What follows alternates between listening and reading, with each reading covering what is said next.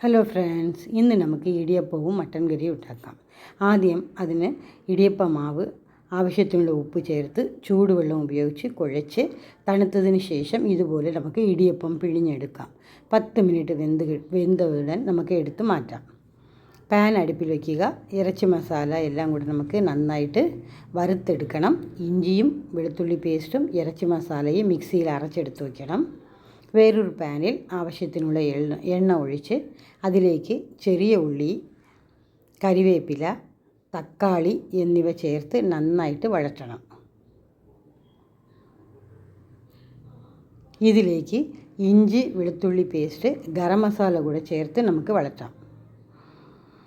അതിലേക്ക് നമുക്ക് മല്ലിപ്പൊടി, മുളക് പൊടി, മഞ്ഞൾപ്പൊടി ആവശ്യത്തിന് ചേർക്കണം. വേവിച്ച് വെച്ചിരിക്കുന്ന മട്ടൻ ഇതിലേക്ക് ചേർക്കണം. ആവശ്യത്തിനുള്ള ഉപ്പ് ചേർത്ത് നന്നായിട്ട് ഇതിനെ കുക്ക് ചെയ്യണം. 10 മിനിറ്റ് ഒന്ന് കുക്ക് ചെയ്തോട്ടെ. നമ്മുടെ മട്ടൻ കറി തയ്യാറായി. അങ്ങനെ ഇടിയപ്പവും മട്ടൻ കറിയും തയ്യാറായി ബ്രേക്ക്ഫാസ്റ്റിന്.